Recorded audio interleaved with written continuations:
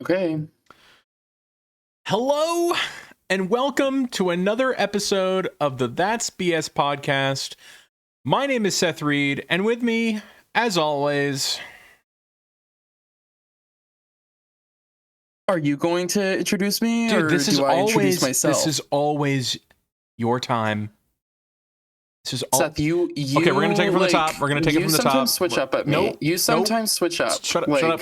Hello and welcome to another episode of the That's BS podcast. My name is Seth Reed, and with me, as always, Ben. Thank you. This is episode 8, I think.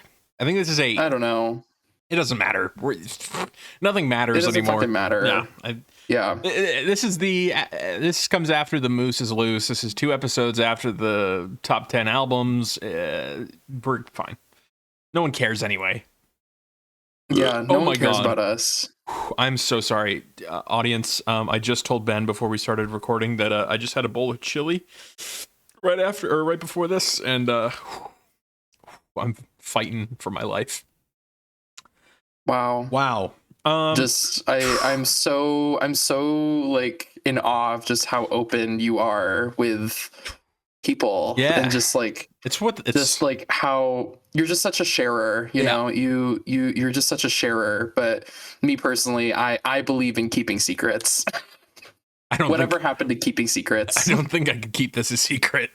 And if I did, it wouldn't be a secret for very long. Yeah. All 5 senses would be activated.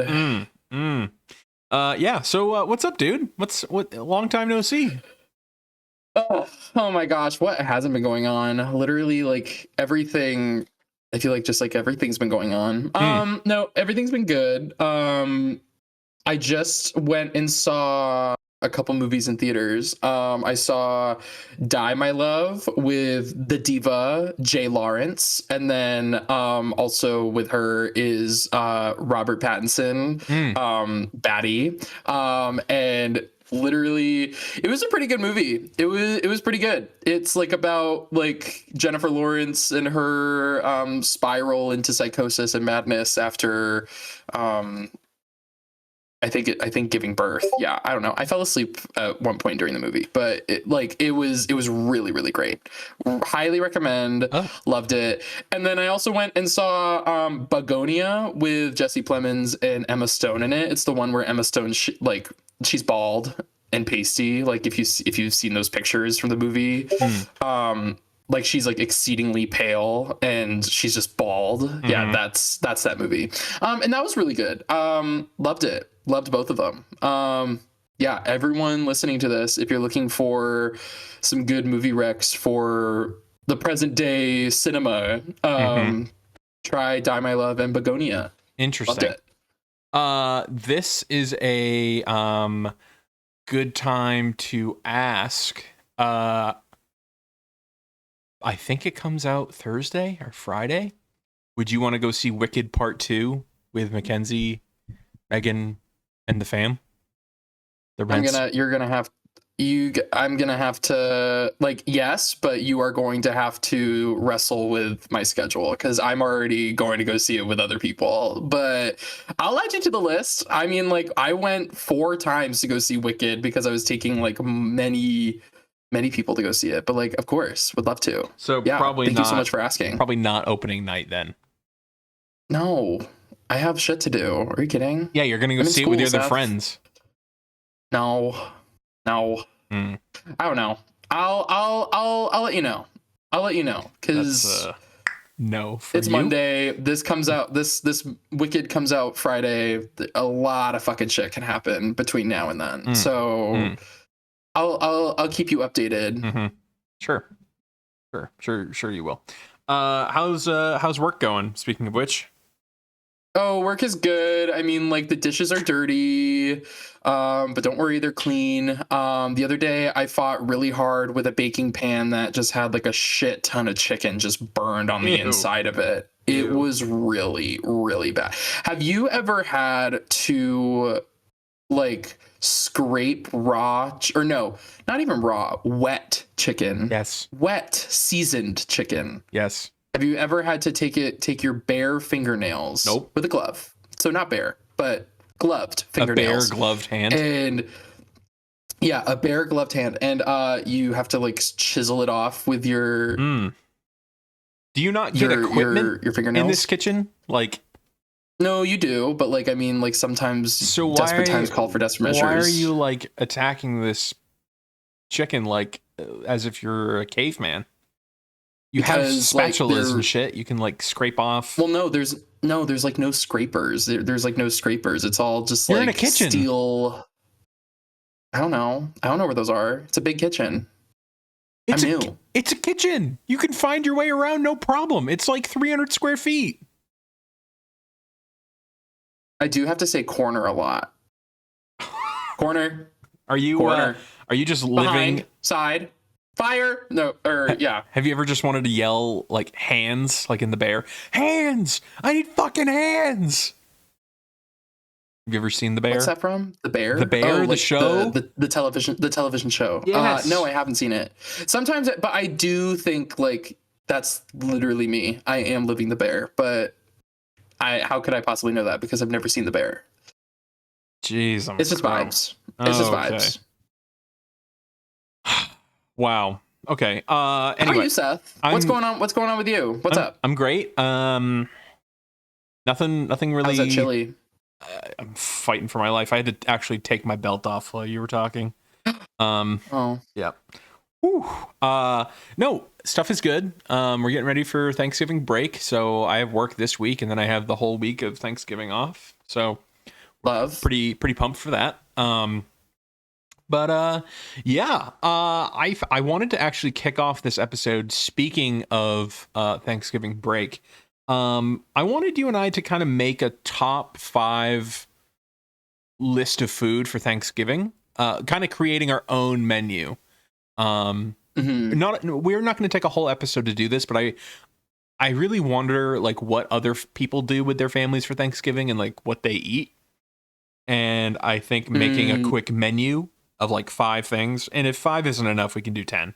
No, 5 is enough. Okay. I don't want to talk about it for that long. Okay, great. Obviously, you have turkey, and I'll say tofurkey.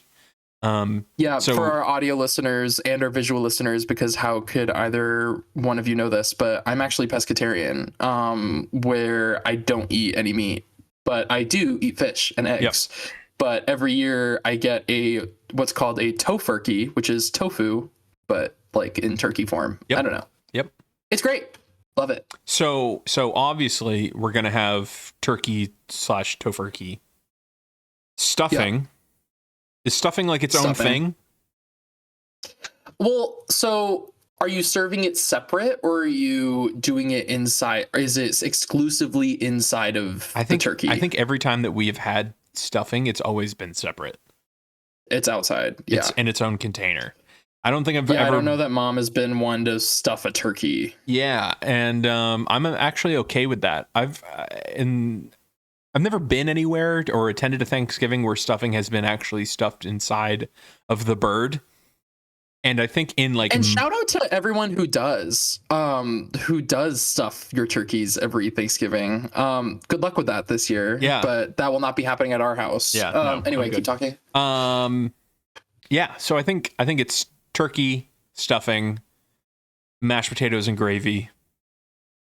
I am not really one for green bean casserole, but like it does something for me sometimes.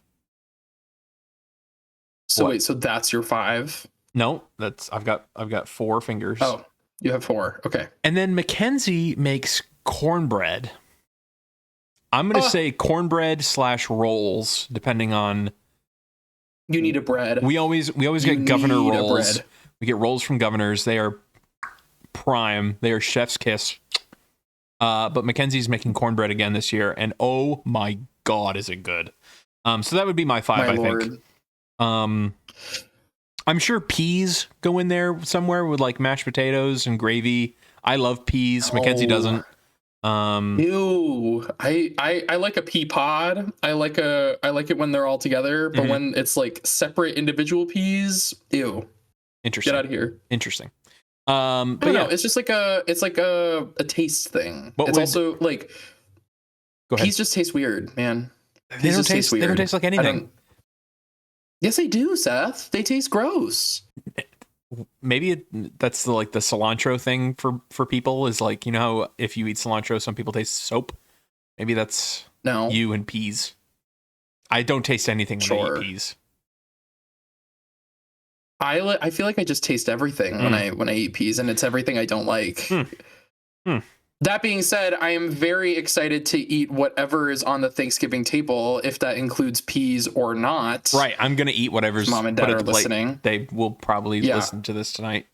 Whatever you give me, I will put in my mouth. Yeah, right. Let's just put it in that. Let's just put it as that. I will not combat you. Yeah, I would say for my Thanksgiving menu, like my top 5, obviously you have the tofurkey, which I like. It is only that's only a seasonal item, and it's a football. Literally imagine a football, and it's like it comes with its own stuffing, its own gravy. It's literally great. Mom texted me a picture of it every year, and I'm like, oh, I'm so excited. Anyway, so you have the tofurkey.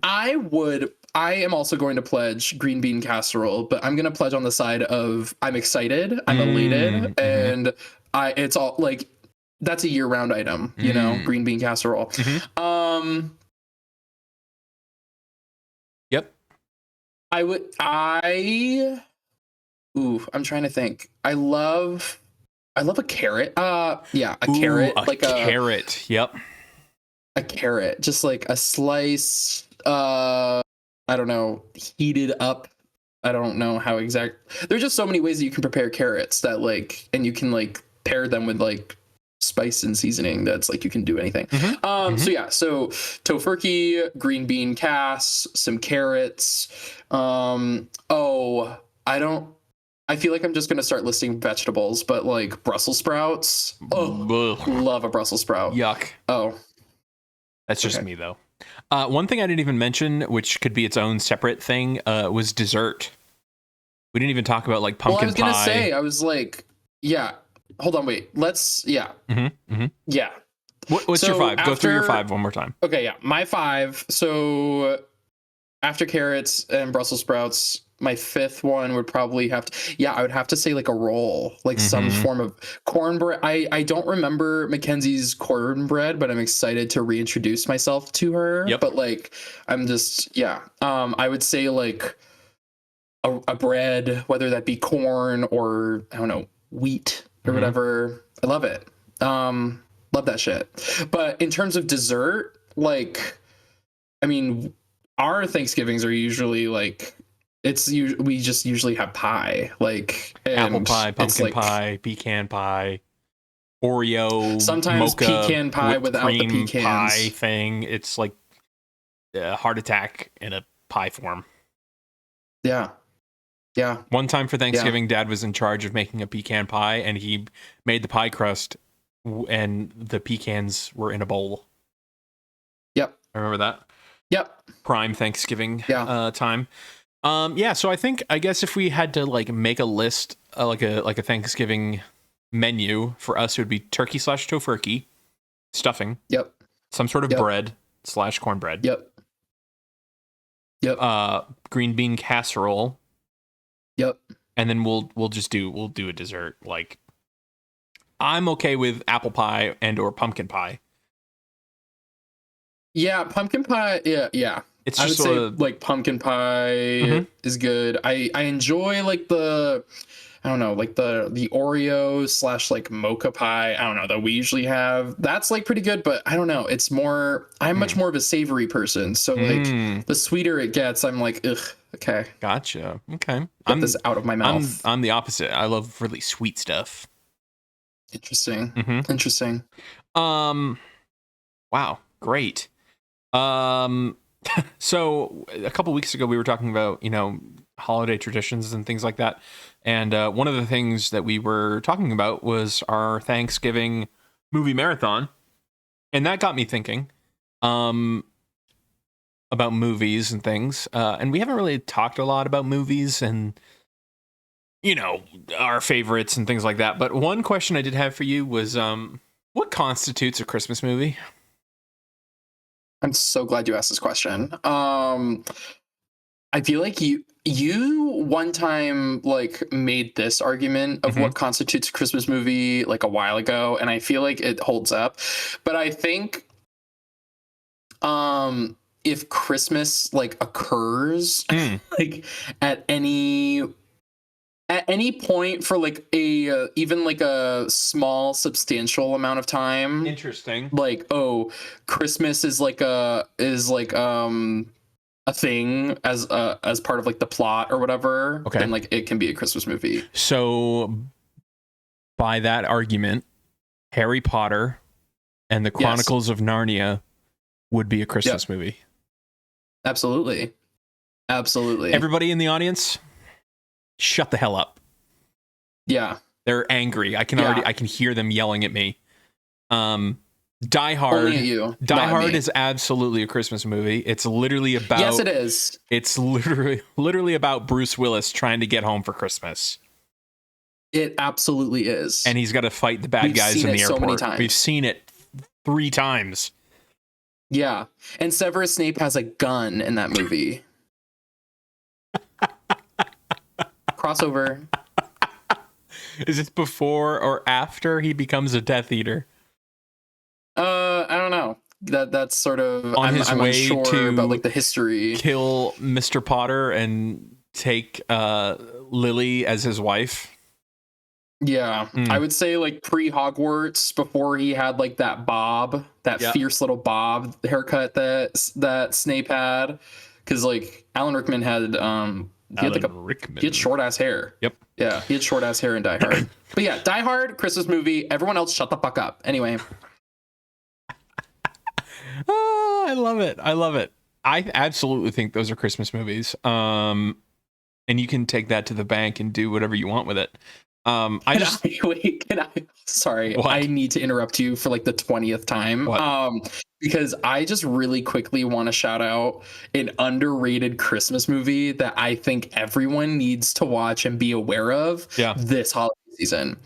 Everyone, bear with me. Hold on to your pearls, cross your legs, etc. Good Luck, Charlie, It's Christmas, the Disney Channel original film. What? Why? Yes.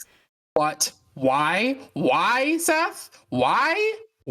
You have Christmas in it. It's because goated Christmas movie. You have the diva Bridget Mendler, the NASA space head who like headlining that shit. You have like, I don't know. You have just like so much shit packed in that movie. It's so great. Everyone who hasn't even heard of it, get onto your fucking search engine and look up Good Luck Charlie, It's Christmas and see how the fuck you can watch it. Because even if you haven't watched Good Luck Charlie, the source material, which is like a Disney sitcom, or was a Disney sitcom, like it came out in 2011.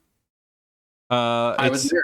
Yeah. It's on Prime and Disney Plus, obviously. Damn straight. Yeah. Wasn't Good Luck Charlie about like the baby?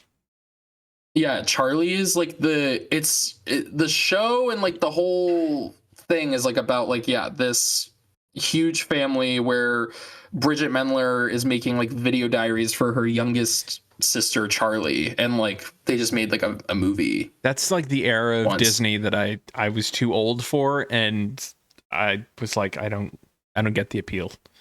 Yeah, I guess tuned in. I guess if you're bored and want to watch a Christmas movie, you can watch that. Not for me. You will be entertained. It's got everything in there. For those living here locally, here in Waterville, or Maine in general, speaking of Christmas, you should go to the Waterville Opera House and go and see White Christmas. It's a musical going on right now. It's great. I don't know if anyone's ever heard of the musical White Christmas, but it's this new exciting show that's coming up at the Waterville Opera House. Yeah, it's great. Go support local theater. Yeah. Never seen it. Never even heard of it. My favorite part was when the robots and the ninjas showed up. There's snow. My favorite part was when it was Christmas. Yeah, actually, not Christmas for a long time. My favorite part is when they took the train to Vermont. That was great. It was a good time. Wait, is this all actual plot points? I have no clue what the plot of White Christmas is. The plot of White Christmas is that there are these two. It's set in 1954. These great year for me. Great year for America, 1954. These two former veterans become like a TV show host or whatever. And they are doing like reviews of music. I don't know. It's good. It's good. You should just look it up on Google. Google AI will tell you.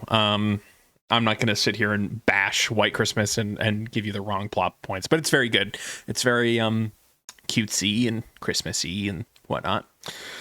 But yeah, that's it. It's great. Ben, do you want me to just continue my notes for this week's episode, or do you want to like skip around? I have like no train of thought right now. Do you want me to start talking my shit? Your stuff just looks more interesting than what I've got. So, yeah, okay, I can take the wheel here and just spin my shit for the first point. So all of the lovely listeners listening to this, I just want to sort of engage in thoughtful conversation and discussion and thinking and whatever else about how we can possibly answer this question that I've really just been struggling with recently, which is how the fuck do charities work? They get the money, but where the fuck does the money go? Like, how does the money get to the people who need it? Charities. What are you talking about? Charity foundations, Seth. Like, I'm literally trying to do you have like a charity foundation in mind, or are you just talking about like no, I'm just talking about the overall practice of charities and charitable organizations and stuff. It's like, how the fuck, like Salvation Army, okay, like being so honest with everybody right now. Like, I know that they do like I know that they have like thrift stores and such, but like I'm not really well versed and connected into what their broader services are as a charitable organization. But like, how the fuck do they get like the money to the people? Like, what do they do with the money that like? Well, really, the only time that I see the Salvation Army is around Christmas when they're ringing the goddamn bells at Walmart. So, like, yeah, just like I don't know. It's just Salvation Army is just like, it's one tiny like example, but like people just overall charities. Like, how the fuck? Like, okay, people the money. Yeah, I'm trying to help answer your fucking question. Yeah, answer me this. People give money to said organization, and then that money is used in whatever plan or fundraiser that they want. So if their goal is to raise money for clothes or books or whatever, housing, they would just put it in a bank account. The Salvation Army doesn't fundraise money to then give to Ben, the homeless guy. Well, no, like that's not what I'm saying, but like I was just like, I don't know. There's probably newsletters, what you're saying. Instagram pages. I don't know. Well, no, I'm just talking about like the inner working, the cash flow, How does that? How are the money moves? How are the money moves made with charitable organizations? Like, they get the money. Do they like? I don't know. They get the money from people and or the government. Yes. Fucking duh. Yeah. Anyway. Yeah. What next? They probably what happens after the? They probably also like apply for grants and like all that stuff. Like, that's how they get. Well, yes, government but they money. get the money, but like they say, I don't know. Like, do they just spend it like at their own will, or like do they? Yeah, like, I don't know. It goes into like a specific pot or like a bank account, and then like that money cannot. So they allocate. They allocate it themselves. Okay. I'm assuming so. Okay, well, stop yelling at me. I'm just confused as to why you don't understand how fundraisers work. Well, it's Seth, not fundraisers, charities. Yeah, but okay, charities work. Yes. Yes, but I don't know. I was just like thinking about this one day. I was like, okay, I give money, like you give money to. I thought you meant charities some organization, like a GoFundMe account. Like what? No, what? Like I mean like the big chair, Salvation Army. It's probably owned by some other. Yeah. It's probably owned by PepsiCo, which is the like Big Pharma or something like that. Yeah, it's like Big Pharma but charity. Big chair. Yeah, the Salve Arm, American Cancer, St. Jude's. Right, bro. St. Jude's is a monster. They're raising money for a good cause. No, I know it's all good causes, but like they're just like colossal dinosaurs and like they're titans of the charity industry. Yeah, they've really got a grip on the like, charity industry. Charity industry. Wow. The charity industry. So yeah, okay, I guess that okay, question answered. So basically they get the money and do whatever the fuck they want with it. That's great. Yeah, awesome. They Love it. Usually, do some sort of like community event or like some sort of fundraiser to raise awareness or raise money for homelessness or drug addiction. It could just be a number of things. Like the Salvation Army does all kinds of stuff. Wow. Did I tell you the other day, this is a totally different subject, by the way, that Gibbs, Squirrel. Speaking of squirrel, that Gibbs, the dog, our dog, has learned a new trick. What is it? So most people, when they think of, dogs and tricks, you've got sit, stay, heel, paw, roll over. Gibbs does one kind of on command called hide the food bowl. In that when he gets bored or hungry and his bowl is empty or nearly empty, he will flip over his food bowl and drag it around the house and leave a trail of dog kibble around the apartment. And the other day, he dumped his food bowl over, ate the food on the floor, and then his food bowl went missing for like a couple of days. Someone stole it. Well, we've seen him like carry it into the like laundry room. He's even like pushed it into the bedroom. So when it went missing, we were like, well, dude, we got to feed you. Like, where did you put your dog bowl? And we looked everywhere, in the closets, under the bed, in the kitchen, in the pantry, like under the couch, under the coffee table. It was nowhere to be found. And then just the other day, I happened to like move like a footstool, and it was under the footstool. And he was looking at me like, "Oh, Dad, wow. You found it! You finally found it!" It was dumb. It was stupid. I thought you were gonna say my dog has a new trick. He does this thing where he just shits on the floor while looking at you. That is also another unspoken which trick. Has happened. Yeah, which has happened. That's an unspoken trick that I don't really care for. This dog, ladies and gentlemen, everyone listening, this dog that Seth is talking about has literally like walked into the room and then turned around, walked out, looked back at us, and then started pissing on the carpet. Yep. Were you there? I think it was when we were watching Alien Romulus or something like that. And he, I think, just walked in, looked at us, and began to piss on the carpet. Yes. I've never been more angry at my dog. I started cackling because stupid. I was just marveled. I was just marveled. So stupid. I totally get it. I just love that free will is anything. Yeah. Free will is anybody's game. Mm-hmm. It's just great when you come home from work and like you've had a rough day, long day, you're tired. You just want to sit on the couch, watch some TV. And you go to like change into your PJs, and on your bedroom floor is a pile of dog shit just hanging out. It's awesome. Or you get up in the middle of the night to go to the bathroom or fill up your glass of water, and you step on the carpet, and it's just a mushy spot of dog pee. It's awesome. Owning a dog is great. And that's Love why, Ben, that. you should not own a dog for right now. You should babysit your nephew. Who's my nephew? Gibson. Oh. God, what do you mean? Oh. I didn't know that you were one of those people that called your dog your son. Like, We call... Yes, of course he's our son. okay. Whatever. I have some... I have two audience questions for us. One for me and one for you.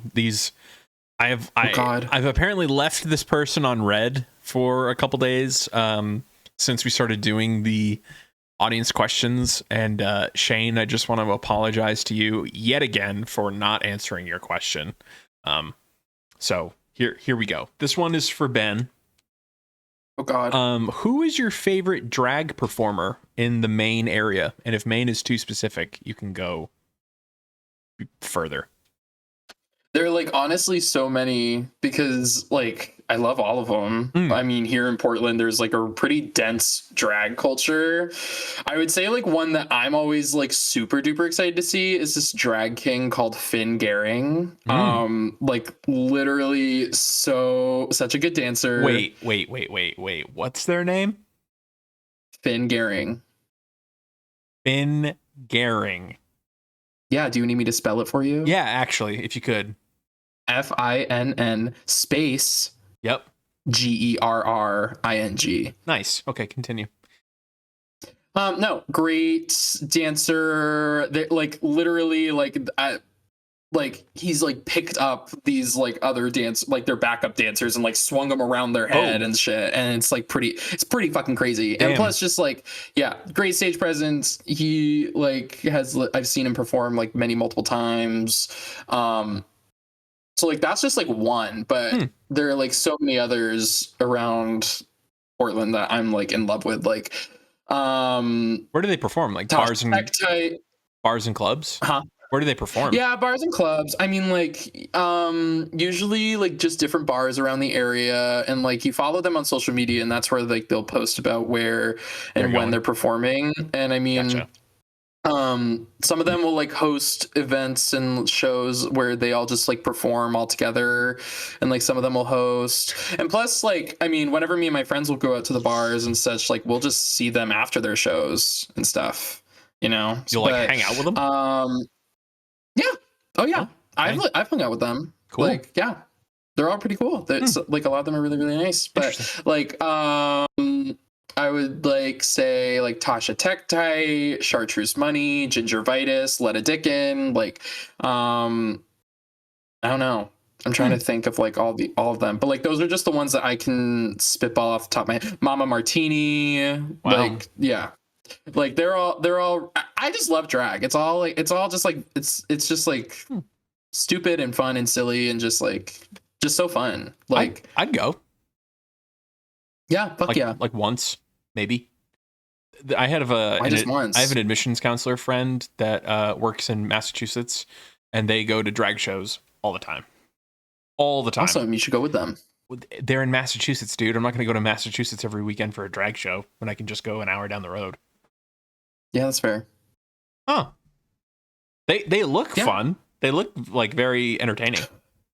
Oh my gosh, yeah. It's just fun because it's like a lot of the time like drag performers will just lip sync to songs and stuff, and like I mean like it's just fun because like you're listening to music, you can sing along and stuff with the music, and I don't know, it's just like it's like low stakes fun. That's just like you're watching someone all dressed up singing and dancing, like lip syncing and dancing and stuff, like pretending that they're the one singing. Sure. Like I don't know. It's just like really, really fun. I think I'd love to go like, participate in that. I think I'd love just to go and like watch uncomfy straight people.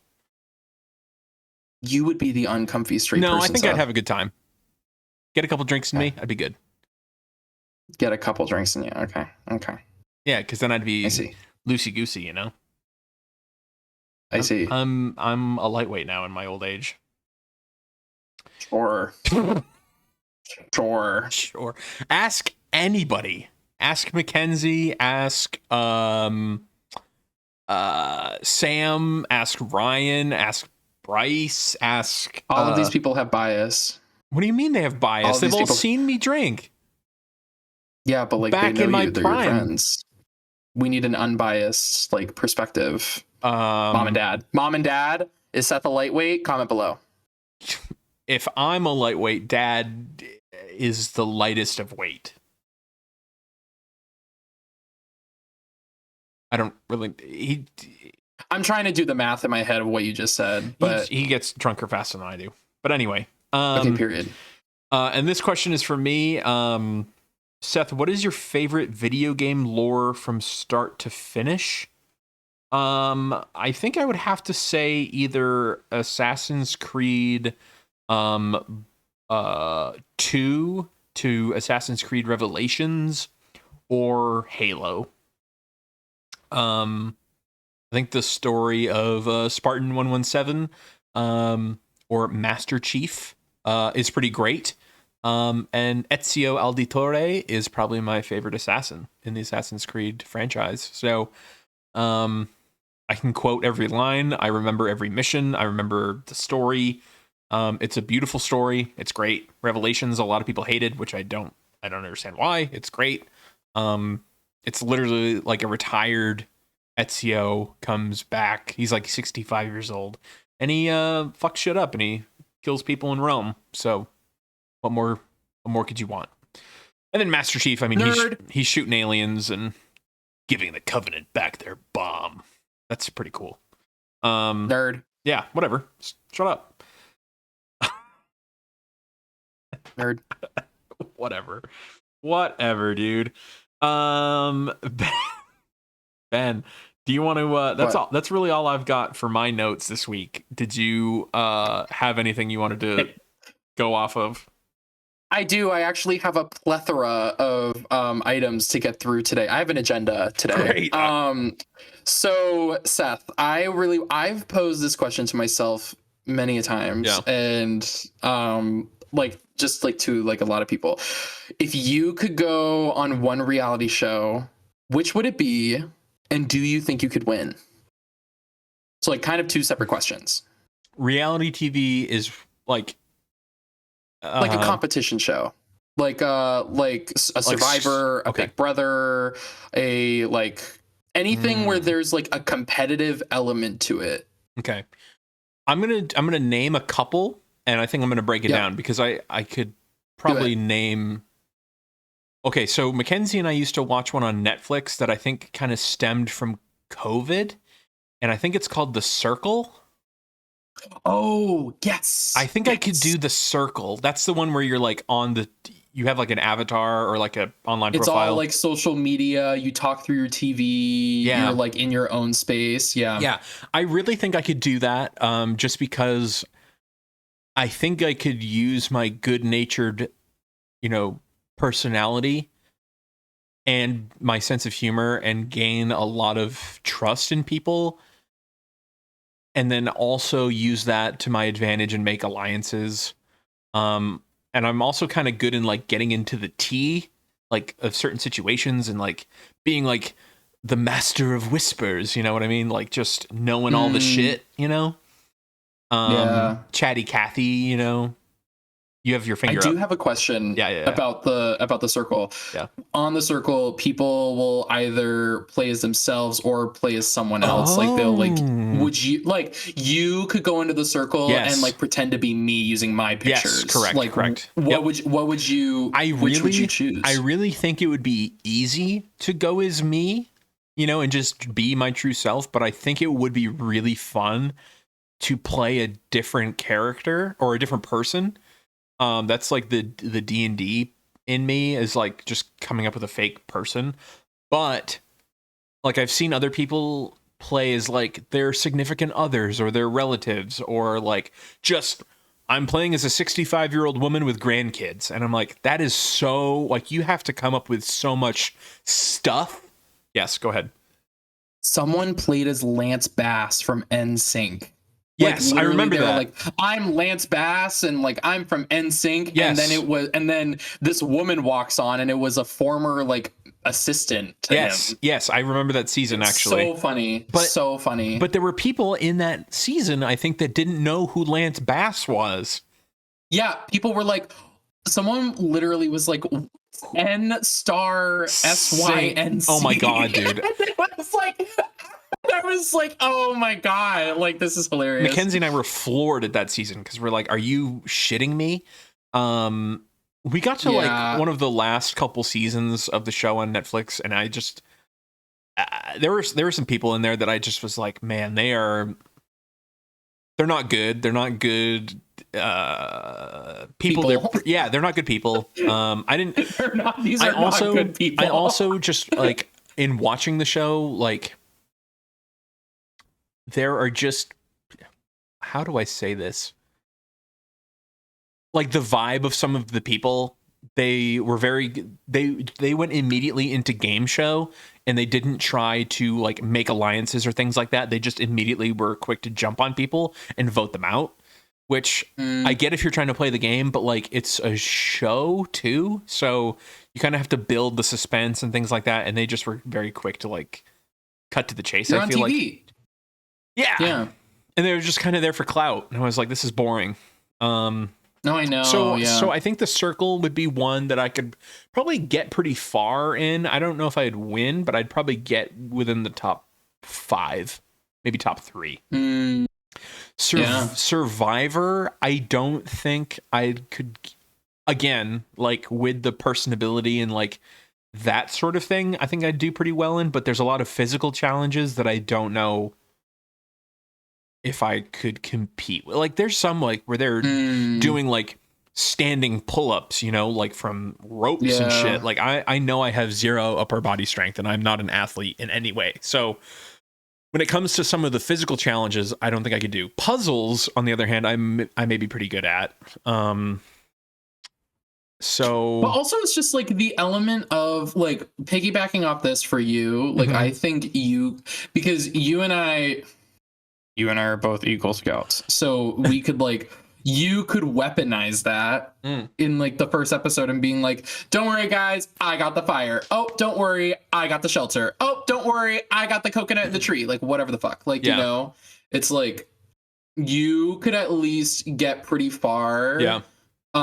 If not with the physical challenges, then like with the social game, but also like the survivalist instinct. There are some shows that I know for a fact I wouldn't be able to go very far in. Like on the complete other end, you have like wilderness survival shows like Alone, where you're where you're like on Vancouver Island in the middle of the woods, and you have 3 items you can bring from home, plus a fucking like rescue whistle and a flare, like, and you have to like outlast everyone else for an undisclosed amount of time and not talk to a single person.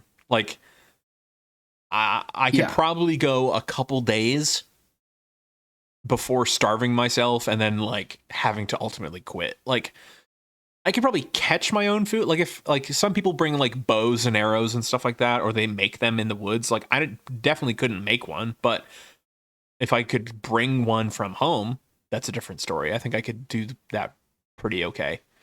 Again, I'm not going all the way to the end because there are some people that are out in the woods for like 2 months at a time. So I would probably make it like 4 days. And that's saying something because those people are nuts. So I think going back to your question about reality TV shows, I think I could probably... What's another like really popular Squid Games? I don't necessarily know if I could make it into Squid Games. Like the okay, no, we're talking about. Are you talking about like the actual like the real life reality show counterpart? There's a like an Americanized version of Squid Games, I think, that's more like Mr. Beast challenges, I think. Oh, yeah, that's what I'm talking about. Yeah. Oh, okay. I could probably do that for a little while, but people are very self-interested in that shit, so I don't really know if I could make it that far. And there's a lot of people in those contests. Yeah. Probably The Circle. Yeah, You know, Yeah. like I don't really have to try very hard. I just have to be good at taking notes and keeping track of who said what. Like, It's just social game. Like at yeah. that point. Yeah, I think I could do that. How about Yeah. you?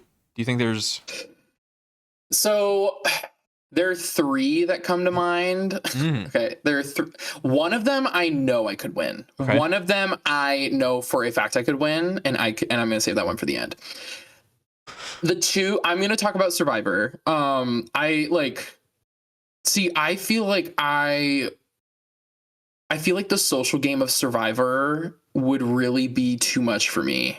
Cause like it's not like, so my first two reality shows are Big Brother and Survivor. That Can you remind me what Big Brother is? Big Brother is quite literally Survivor, just like you're in a house. It's like you vote, but it's just like all different lingo. And it's like you compete in challenges and like you gain like advantages, and then like you vote people out of the house, and then like you have to wait, like, yeah. And but with Big Brother, it's like they have live camera feeds inside of the house that, like, you know, I think seasons of Big Brother air as they happen or shortly after. So like, and like people like vote, you know.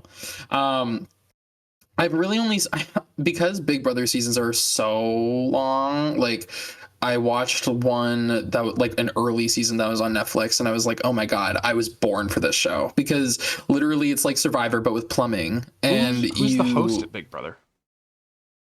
I really don't know, but it's been the same. It's been the same host, I think, for as long as it's been going on. Julie Chen. Yeah. Okay. But yeah, it's like kind of like the same makeup as Survivor, where it's like it's social game, it's voting people out, it's competing in challenges. I feel like I could do that and do pretty well. I feel like where I said like the social game in Survivor might be a lot, I feel like it might be easier in Big Brother, just because I don't have to worry about like surviving. I don't have to worry about boiling. Yeah, like I feel like I'll be able to keep my mind sharp, whereas like in Survivor you're also sort of like succumbing to the elements of like, oh shit, it's raining at night, I didn't get any sleep, and I have to run like a mile for this immunity challenge this week. Like, you know. But Big Brother, I feel like, yeah, if I really committed, I could win, I think. If I really committed to like, okay, I'm going to be a heathen in this house, or I don't know. I really have to like pick an avenue and just like commit to it. Yeah. But Survivor, I don't know that I could really win. I could probably make it to like a merge, but I don't know about, yeah, everything else. I could definitely do Snowflake Mountain. What's Snowflake Mountain? It's like a bunch of like influencers do like survival challenges. Yes, that's right. That's right. No, and that leads me to the show that I know I could go on, and that, well, no, they would never let me on, but I know that I could win. Too Hot to Handle.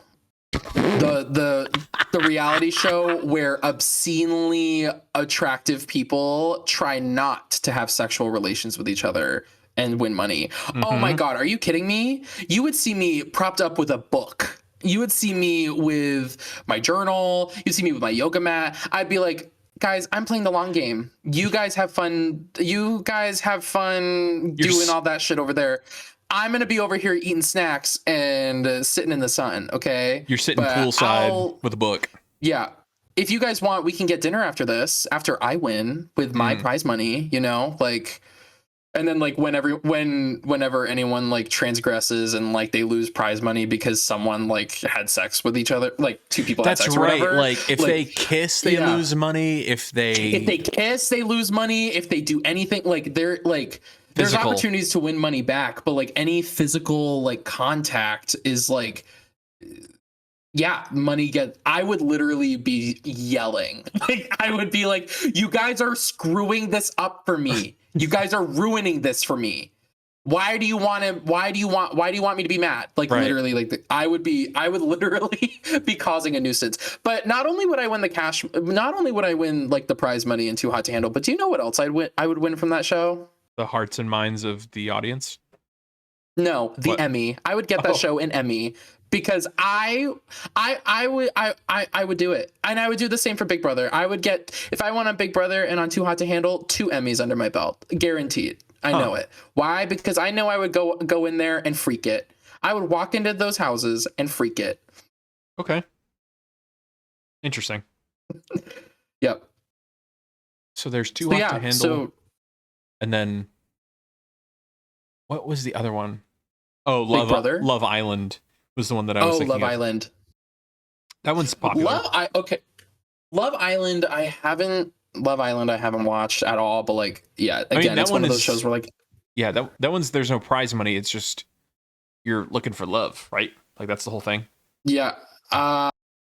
I don't know. Hold on, wait. I feel like there is like some, Because there's like Love Island like, Australia, there's Love Island America, there's Love Island Britain or something like that. It's like a regional thing. okay, wait. I'm literally Googling this. So Love Island, the prize for winning Love Island is a cash sum of $100,000 for Oh. the US version, which is split between the final couple. Yep. In a final twist, one person from the winning couple gets to choose between keeping the money for themselves or splitting it with their partner. Damn. Ooh. If you say like you went on like Love Island, somehow fucking won the show. Somehow Would win the you- show? Damn. Okay, continue. Whatever. Would you split the would you split, gun to your head, split the money or keep it? $100,000. You just met this person like 4 weeks ago. Yeah, probably not. See ya. No? See ya. Okay. Like, okay, say like I you met don't Mackenzie know. on Love Island. Oh, well, don't and do you that. two, well, no. Okay. Well, no. Okay. I Like, would say split it the was like money with actually my- some. Okay, no, but like, say like you had just met. Okay, say you had just met Mackenzie like 4 weeks ago on this reality show, and you guys make it to the end. You win, and yes, you love her. You're gonna like spend the rest of the month with her or whatever. But Rest of the month? like, yeah, just like, would you split the money with someone who you did have this really like loving connection with, but that you did just meet like a month ago, or would you split it or would you keep it? I'd probably split it at that point. I mean, I still won 50 grand, so Before taxes, Seth. okay, I'm still gonna get Before like taxes. 20 grand, maybe 40 grand. Probably $20. Like, are you kidding? I don't know how taxes work like that. Me neither.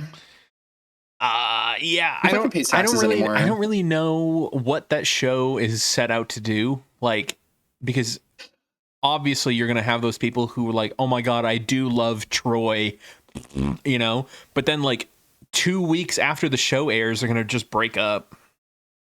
Do you like? I don't. What are your thoughts on dating dating reality shows? Because we've watched like The Bachelor, The Bachelorette together.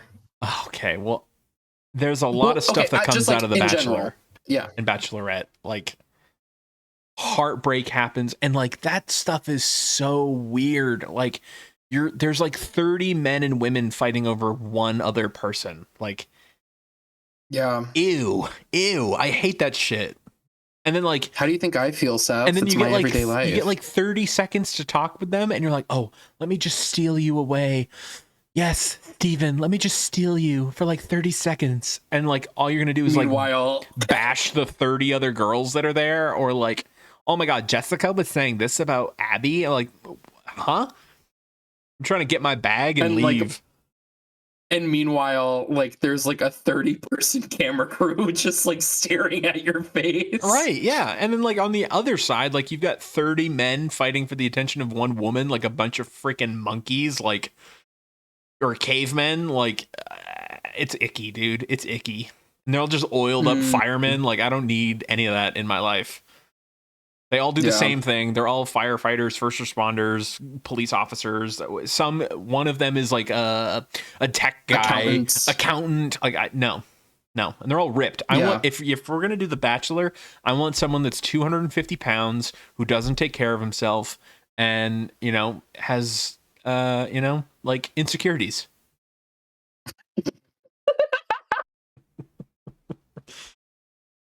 I want someone with insecurities on the Bachelor. Yeah, I want something relatable. Yeah. See, that's how I would be on Too Hot to Handle. It's like all of these very unattainable, like just people, and then there's me pulling up. I am Ben. Me wearing a sweatshirt, me wearing a hoodie in 95 degree weather. Everyone's like, what's that you're wearing? A hoodie? Like, yeah, like, bro, it's all 95. of them are like, they're all wearing like floss as like undergarments. Right, yeah. Yeah. The UV is 1. Why are you wearing a sweatshirt? Yeah. Wow. Oh my god, yeah. No. But yeah. Go ahead. Yep.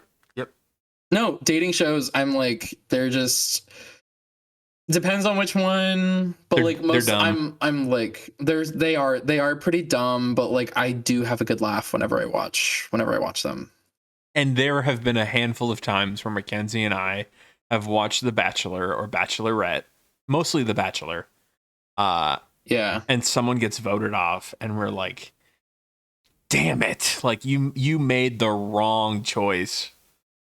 What was the season that, I couldn't tell mean, like, we're not gonna remember, but like, yeah, I think Gabby Windy was on. Oh, I don't that know. was it was on. It was that season of The Bachelor. I don't know who was The Bachelor, but it was some dude named Ed or something. As, and like, didn't they? He's a football player. I don't know. Something like that. I don't know. Yeah, but wow. no. Great time. Some of the dating shows are just like just super melodramatic, and like that's about as much as I get from it. Yeah, it's just like, haha, they're crying. It's just, but like that's it. Please turn in your rose. You are no longer in the running to be America's Next Top Model. You America's Next Top Model. That's a show. Yeah, that is. I would not win. I would not go on it. God no. Tyra Banks, baby. Oh my god. Yep. Just so many. I've picked away at like certain episodes from early seasons of America's Next Top Model, and Tyra is crazy. Yeah, dude, she's crazy. Nuts. Oh my god. Like, but honestly, like I feel like the earlier seasons of like Top Model are just so like would not fly today. Oh my god, no. But oh my god, no. Is it fascinating to watch with today's girl? You're 90 pounds. Eyeballs. You can't eat anymore. Like, what the fuck? Yeah. Crazy show. Wow. So yeah, I think my show, definitely going back to your question, would be The Circle. Yeah. Yep. Wow. Great. Love it. Great question. So you and I are winning. So yeah, Seth's 2026 New Year's resolution is to go on The Circle. Yep. My 2026 New Year's resolution is revenge and going on Too Hot to Handle. Wow. Yep. Yep. Did you have anything else? Yeah, go ahead. I do, Seth. I have a very important thing that I want to do with you here live on the podcast. Yeah. And so there's this television show that was on like a few years ago. Yeah, it's called like Sex and the City. Don't know if you've heard of it. Right. HBO Classique. And Sex and the City, I watched that show for the first time like this year. Changed my life. Was just like, yeah, I don't know. It like, I don't know. That show is just so funny. It's so quick. It's just so it's so good. Story, everything. Okay. But basically, so like the core 4 characters, Carrie Bradshaw, Samantha, Miranda, and Charlotte, like they're kind of like archetypes, you know, for it's sort of like a thing to be like, oh, which are you? You know, are you a Carrie? Are you a Samantha? Are you blah blah blah blah blah? I want to find out what you are, who you are, of the 4 Sex and the City women. So I have a BuzzFeed quiz that I have prepared for you. And so I think this quiz is from like 2013 or something. I don't know. Okay. It's probably, yeah. We're really just like, We're really just digging into the archives of the internet. Where's like, how do I text this to you? Why am I okay? Well, just you can share your screen if you want. You can do that. No. Okay, fine. Yeah, I'll share my screen. Audio listeners, which is everyone listening to this, you can't see what we're about to do. But deal with it. Use your imagination. Seth is about to take a BuzzFeed quiz. Or you can send it to me in the chat. See. Like, just copy the URL. Well, that's the thing. Was like I was trying to find like the. Just go to the general chat, like here. Where? There's just so many buttons. See up above voice channels, it says general. Oh, found it. Okay, found it, everybody. Send it there. There you go. Jeez, bro. Yep. Okay. Boom. Okay, and so Seth, what I need you to do. Where did you send it? I'm gonna need you. I sent it in the chat, Seth. Open chat. There it is. Yep. So, Seth, what I'm going to need you to do for me and for all of our lovely listeners. So I'm going to need you to like read aloud all of the questions, but then also all of the answers. Okay. All right. Here we go. Like all of the options. All right. Prepare for so many pop-ups. Great. I did not give it permission to share cookies or anything like that, so I don't want it to track where I am. Which beings created types? Quote, are you a Carrie, a Charlotte, a Samantha, or a Miranda? Never fails a conversation starter. It does when you don't know what the fuck that means. If you're See, I know I'm a Carrie, and I didn't even need a quiz. I know I'm a Carrie. It's just vibes. I know me and SGP, like me and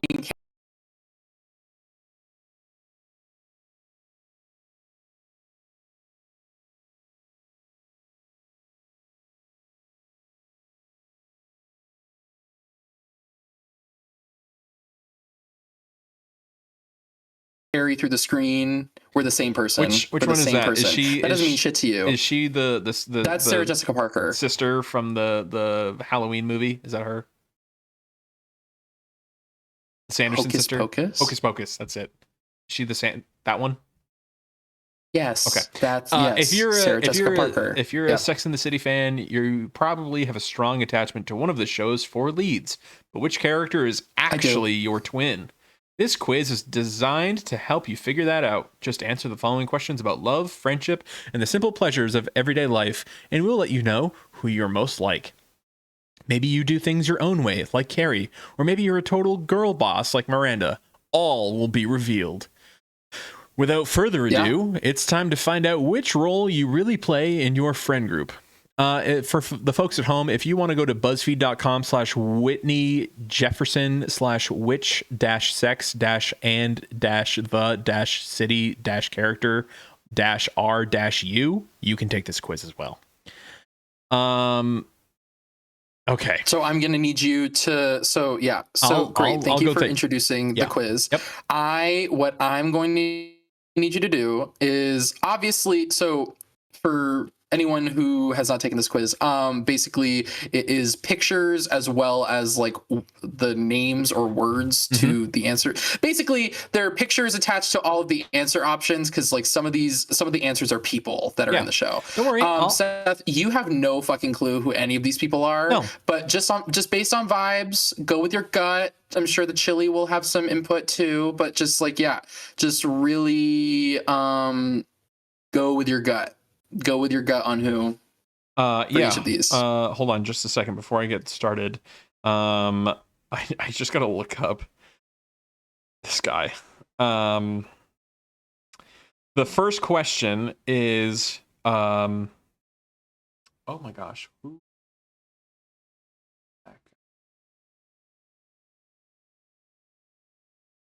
is that guy? Oh no. What are you talking about? Into the microphone, please. I'm looking at one of the characters. Here we go. Oh, yeah. Okay. So the first question is pick one of Carrie's love interests. And you've got Mr. Big, who is also the actor that's in Law and Order. You have Jack Berger, who is Ron Livingston in Band of Brothers. You've got this guy Aiden Shaw. He looks like a Dollar General version of Matthew McConaughey. And Alexander Petrovsky, which I think is the guy who played the Green Ranger in the Mighty Morphin Power Rangers. So I'm going to go with Jack Berger. Okay. Interesting. All right. So I picked Jack. Lovely. What's the city of your dreams? I've got Paris, London, Venice, Dubai, Tokyo, Mumbai, Amsterdam, New York City, or Berlin. I've only been to one of these places, so I'm gonna go New York City. New York City, very famous in U.S. history. While Paris, London, Venice, Dubai, Tokyo, Mumbai, Amsterdam, and Berlin, I'm sure are beautiful, never been. And so therefore I cannot pick. Next question, pick one of Miranda's love interests: Steve Brady, Weight Watchers guy, Skipper Johnston, or Dr. Robert Leeds. I think out of all four of these guys, while good looking in their own right, I suppose, except for the Weight Watchers guy, he looks like that one of the pod racers in episode 1 of Phantom Menace. If you go to this website and you take this quiz, you'll understand what I'm talking about. I'm going to go with Dr. Robert Leeds. What's your style like? Wow. We've got classic boho, preppy romantic goth, mod, vintage, all black everything, or whatever. I don't know what boho means. Let me do a quick Google search. I'm definitely not goth. When I was like, isn't goth and all black everything the same thing? Means no, because goth has like a certain like subcultural Fishnets context to it. But boho means socially unconventional in a way regarded as characteristic of creative artists or bohemian. That means nothing to me. I got my education at Farmington. I don't know what that means. Gotcha. I'm gonna just do whatever. Pick one of Charlotte's love interests. Trey McDonnell, Harry Goldenblatt. McDougal. What did I say? Goldenblatt. What did you said? McDougall. McDougal. MacDougal. Yeah. Okay, Trey McDougal. Harry Golden Boy. What? Blatt. He's bald. I'm not gonna pick him. Okay. Stephen the Chef and Ned. This picture of Ned is him at someone's headstone, so he's pretty sad. Stephen the Chef looks very serious and angry, like he'd probably, he looks scary. Trey McDougal looks like a sugar daddy. I'm gonna go Ned. Ned seems like a nice guy. Which TV show would you marathon on a night in? The Crown. Mackenzie's watching that right now. 13 Reasons Why. Friends, The Walking Dead, 4 Weddings, Top Chef, Stranger Things, The Simpsons, and finally Sex in the City. Well, I've never really seen an episode of that show, so I'm going to work backwards. The Simpsons, nah, I'm good. Stranger Things, never seen it. Top Chef, I don't cook. 4 Weddings, Mackenzie and I have seen a couple episodes of that. The Walking Dead, I would watch. Friends, I would also watch. 13 Reasons Why, I've never seen, and The Crown is also pretty good. But like, which one? I haven't seen Friends all the way through yet. The Walking Dead will take 10 years to watch. Are they still making that show, or has it been canceled? They have like a spin-off show. Okay. I'm gonna go Friends. A lot of people will hate me for that. Word. All right, pick one of I haven't seen. Yeah, I'm taking a quiz. Shut up. Pick one of Samantha's love interests. Smith Jared. No. Mariah Reyes. Maria Reyes. Yikes. Nope. Richard Wright. This guy's name is literally Guy with the Funky Spunk. I'm gonna pick him. He's got a funny name. What is your sign? We have the classic Aries, Taurus, Gemini, Cancer, Leo, Virgo, Libra, Scorpio, Sagittarius, Capricorn, Aquarius, and Pisces. We're gonna go Virgo. Pick someone to get coffee with. Stanford Blatch. Yep. Anthony. Who are these people? Marantino. They're from Sex and the City, Seth. Lexi Featherston looks like she'd be a great time. Bill Kelly seems like a great guy. Let's go Bill. And finally, what makes you so damn awesome? I'm funny, I'm pretty, I'm rich, I'm powerful, I'm fit, I'm fun, I'm chill, I'm employed, I'm alive. Well, all of these would be great answers. I'm definitely not pretty. I'm not rich. I'm not powerful. I'm not fit. I can be fun sometimes. I'm pretty chill. I am, in fact, employed and can attest I am alive. I'm going to go, I'm funny. Nice. I am. All right. Okay. I don't know what this means, but I am Miranda. Okay. Just tell me. Yes! Okay. Okay. Word. Shut up. Miranda's cool. I'm reading the description. You're a smart and powerful woman, and you don't care who knows it. You have your cake and eat it too, aka a total Miranda. Yeah. Miranda's cool. I would say like I'm like a cross between like a Carrie and Miranda with like some serious I don't Carrie, know like what any of that lean. means.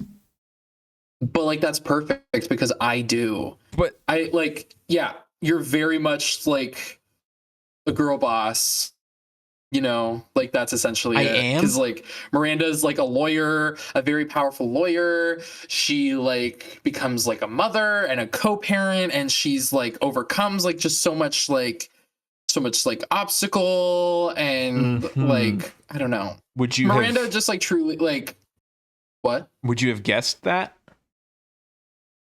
Like I was kind of like Miranda like when I was like thinking about this, I was like, okay, who would Seth be? I was like, it would be Miranda or like possibly Charlotte, but Charlotte is like more conservative, like in terms of just like personality and presentation compared to Miranda. And Miranda's just very like dry, like not dry, but just like quick-witted, funny, but like has like is I don't know, a lot more dry.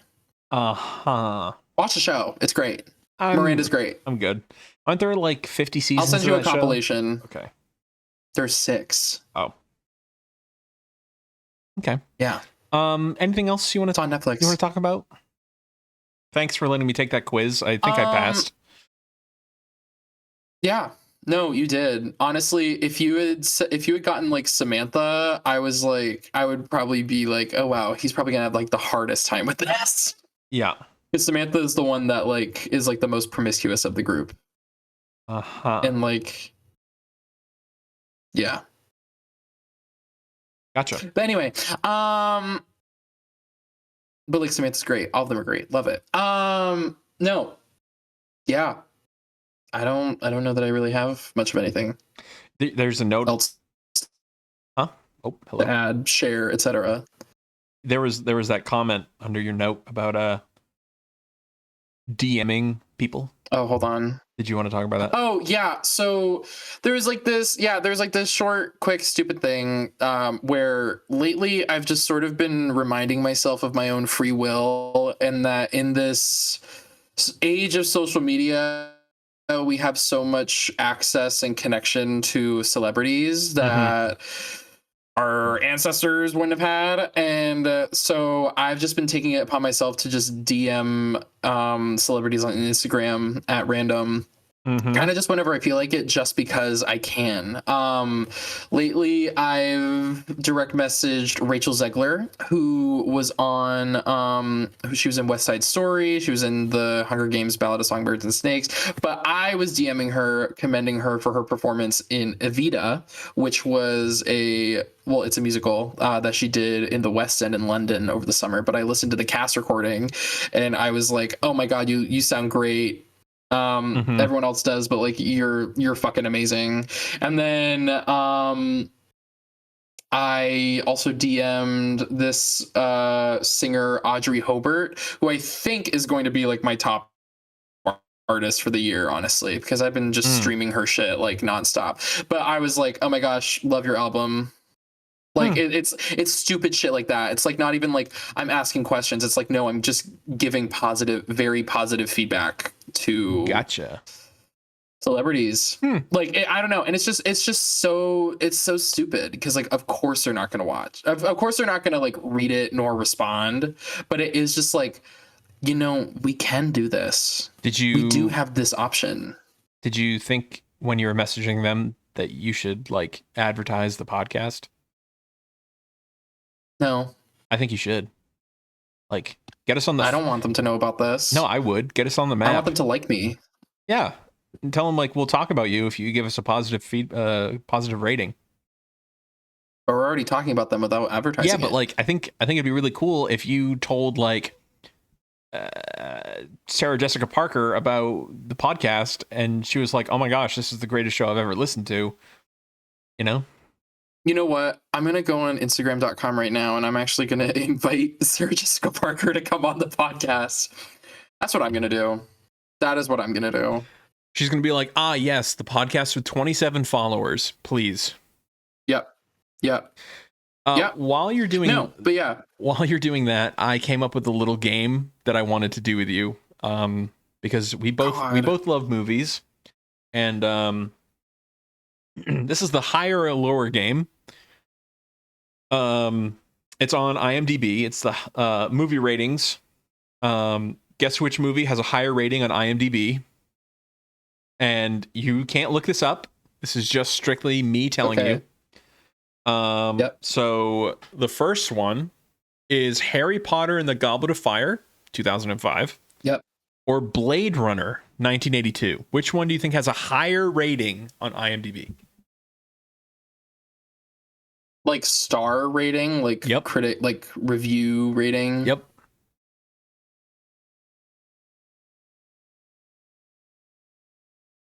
Is it Harry Potter? Let's see the answer. Ooh, it's Blade Runner. No, I knew it. Let's see. What other let's keep going. That was fun. Let's do movies rating. Keep going. The Fate of the Furious, 2017. So it's part of the Fast and Furious franchise. Or Leon, the Professional, 1994. Oh, that's gotta be The Fate of the Furious or whatever the fuck. Let's see it. 6.6 versus 8.5. Yikes, Jesus. Ben. Jesus, I suck. I suck. You've scored 0. I suck. I'm so stupid. Anyway, keep going. There's a fucking ad. Let's go again. The Theory of Everything, 2014, or We're the Millers, 2013. The Theory of Everything. 7.7 out of 7. Ben, you win. Thank God. God. Now, I'm so smart. Now that you've won, we keep going. The Theory of Everything or Mystic River, 2003. I've never heard of this movie. Mystic River. Oh, okay. Mystic River. 7.9 out of 7.7. Ben, we move on. Fuck yeah. Mystic River. Yeah. Okay. Mystic River, 2003. Or Prisoners, 2013. Prisoners with Hugh Jackman, where his daughter gets abducted.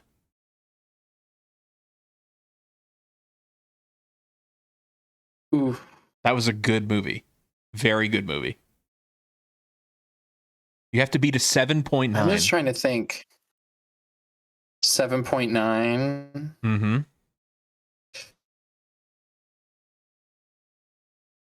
Is it Prisoners? 8.2. Ben, you got it. I'm so fucking smart. I'm the smartest fucking person on the goddamn planet. Here we go. Keep going. Prisoners versus 300. This is Sparta. Prisoners. Wow, he wins this round. Okay.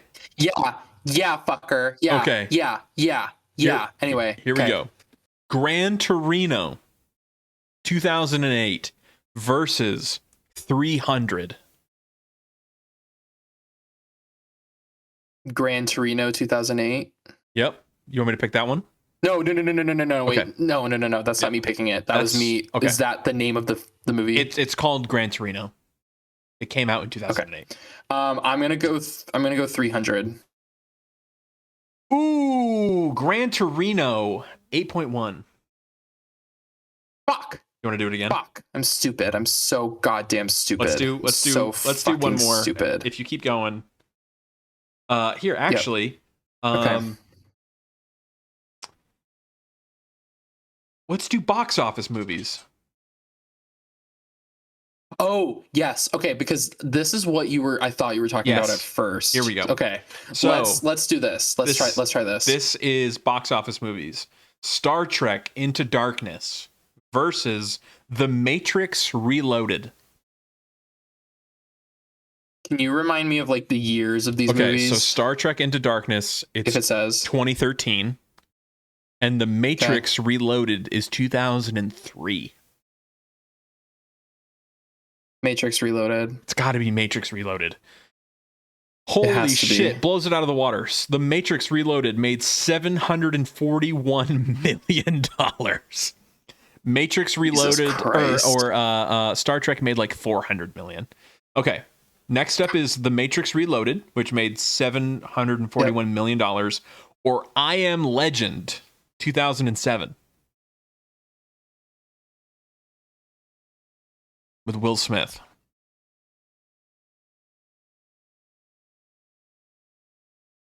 Both really good movies. I'm really trying to think because I'm trying to obviously it's The Matrix, but you have Will Smith was on his shit at this time, around when I Am Legend came out. Yep. Matrix Reloaded. Wow, The Matrix Reloaded still ahead. I Am Legend made $585 million. Now, we're moving on from The Matrix. It's now I Am Legend versus Venom 2018. Did Venom make more than $585 million?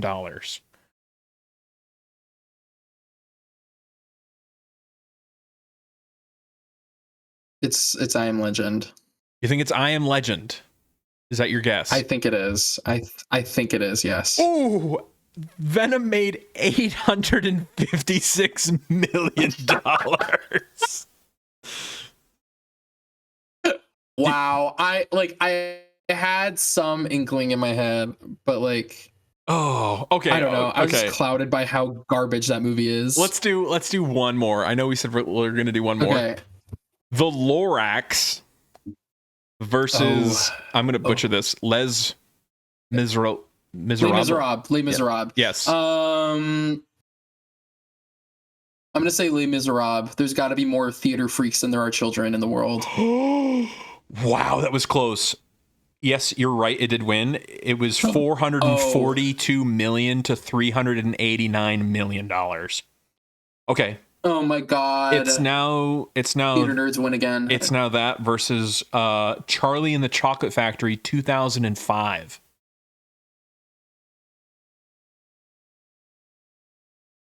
I bet Charlie and the Chocolate Factory made more. No, yeah, I think it has to be Charlie and the Chocolate Factory, right? If Johnny Depp, plus you're following up Gene Wilder. It won by $30,000. God, okay. Wow. So The Little Mermaid 2023 versus Charlie and the Chocolate Factory 2005. Honestly, it has to be Little Mermaid. Wow, $569 million. Ben. So wait, is that more or less? Yes, it's more. So it's The Little Mermaid versus WALL-E.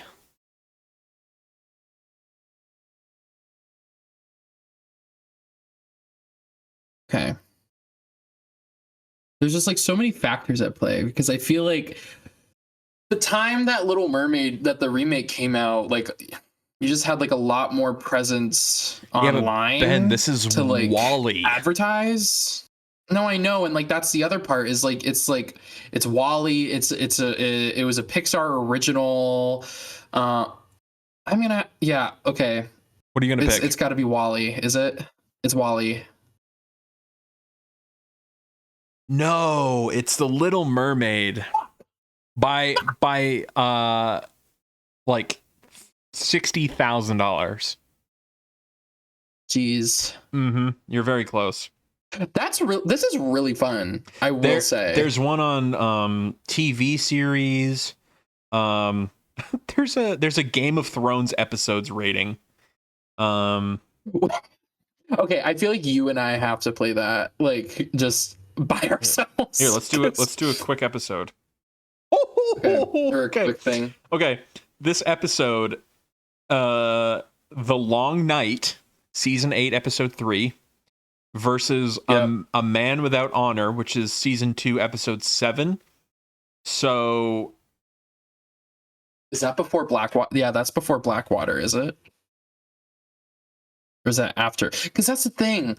Okay, wait. Yeah, this is gonna be hard because you have to remember what happened in each episode. Oh, A Man Without Honor is when Daenerys has the 3 cell swords. Like she's recruiting that like faction of warriors while she's over in the east. It's not the Unsullied, is it? Not the Unsullied, but like one of them kills his 2 brothers. They recasted his character to that more attractive guy with the beard. Oh, okay. Yeah, I think I know what you're talking about. Yeah. I believe that's the episode that I'm thinking of. But it's that. I'm gonna guess The Long Night. Okay, I am too. I'm gonna guess The Long Night. 7.5 out of 8.8. We lost. What the fuck happened in that episode, man? Mackenzie and I actually, before we wrap up, are rewatching Game of Thrones. We just watched House of the Dragon, season 2. I've heard so many good things. I have yet to watch it. House of the Dragon, very good show. I think what they're trying to do, obviously it takes place several hundred years before Game of Thrones. We're like fully invested in the Game of Thrones lore. House of the Dragon, very good show. They have to kind of pick stuff up pretty quickly. Just the way that the show goes. And now we're rewatching Game of Thrones, and like having watched Game of Thrones over and over again, I'm able to skip a couple episodes. Like episode 1, very forgettable. Like I know it kind of kicks off the whole show with spoilers, Bran getting pushed out of the window, Littlefinger accusing Tyrion Lannister of having Bran assassinated. Yeah, the whole Lannister and Stark feud, like, but you can kind of skip a couple of those episodes. Great show. I know a lot of people hate the last season, or the last couple of seasons. I still think overall it's an amazing show. I think out of 10, I'd give it like an 8 or like a 9. I would probably give it an 8, 7.5, just because, like, yeah, it's like it's not even the full season. It's just like the full season 8. Season 8 is the one that I take issue with, but it's like It's just like the last 2 episodes. Yeah. Or honestly, they could have made a 9th season based off of everything after the long night. Yeah. Because I feel like they just tried to shove 2 seasons worth of shit into one. Yep. So we're rewatching Game of Thrones right now. Megan is supposed to watch Game of Thrones with us because she's only seen like up to season 2 or 3, and the last time she watched it was a year ago during Thanksgiving break. So we're gonna pick up where we left off, right. which is awful. We should start over, but I'm not gonna do that to her. No, because her argument is that she's not gonna like it because she's already watched, those seasons, and I'm like, but it's been a year. You probably don't remember what the hell's going on. But you have the opportunity. You get to have the fun job of catching her up, explaining everything. Yes, you get to hold the remote and pause it for an exorbitant amount of time and say, okay, so this person X, Y, and Z. I think what I'm going to do is, because this week is our last week of work before Thanksgiving break, I think what I'm going to do is I'm going to make a slideshow. And I'm going to break down seasons 1 through 2, maybe like halfway of part 3 or season 3, because I think it's been a year since I've watched the show with her. So I'm trying to remember like where she stopped watching and like because like after Christmas, I was like, you know what? I want to watch Game of Thrones. So Mackenzie and I just picked up where we left off and finished the show. Mackenzie's seen the show all the way through once. I've seen it half a dozen times. So I can very easily like recall characters and plot lines and things like that. So I think what I'll do is I'll make a slideshow or just bullets of like, here are these characters, here's their plot or their storyline. They're dead.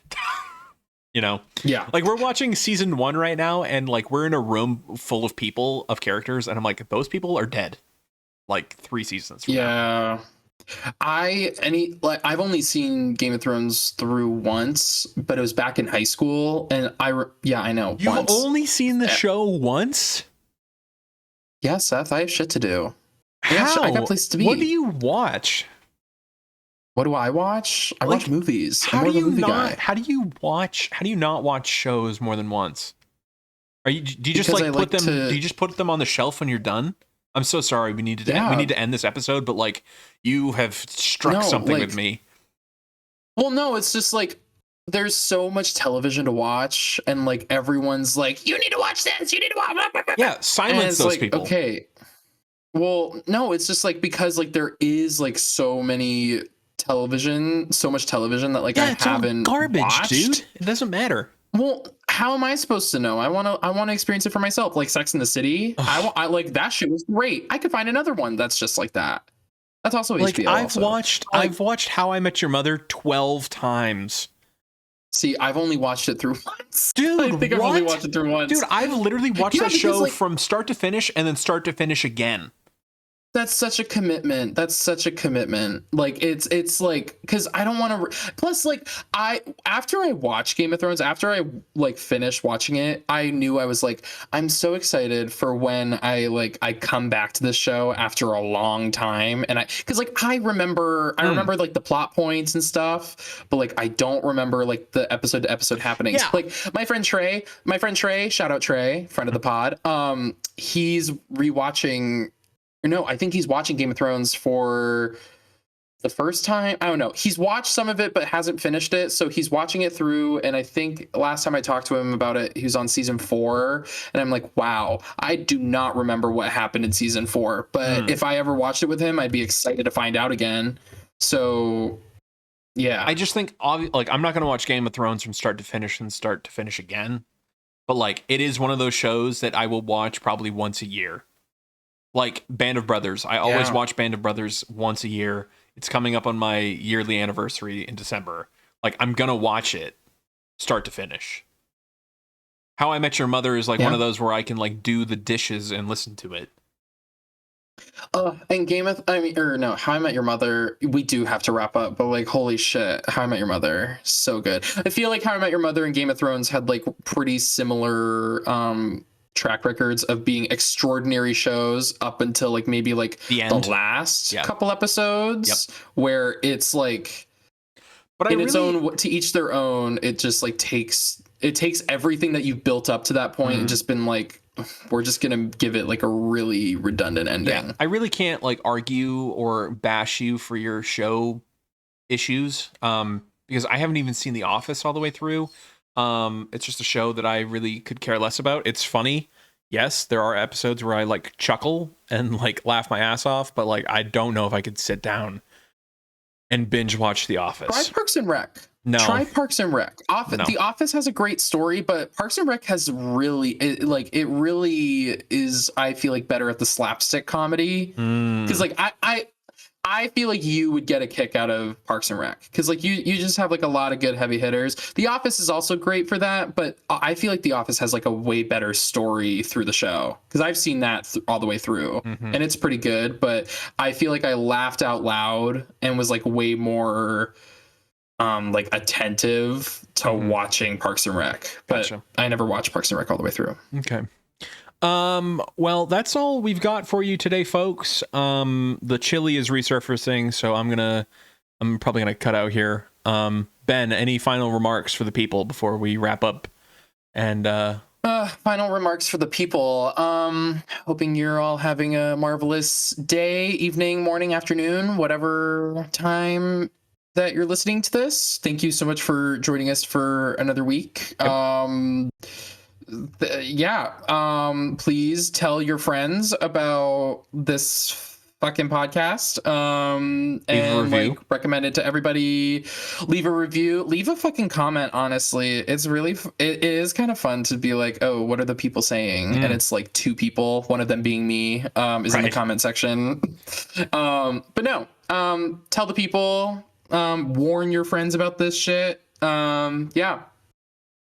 See you next time. If I don't see you, have a good day, good evening, and good night. Okay, bye. Bye.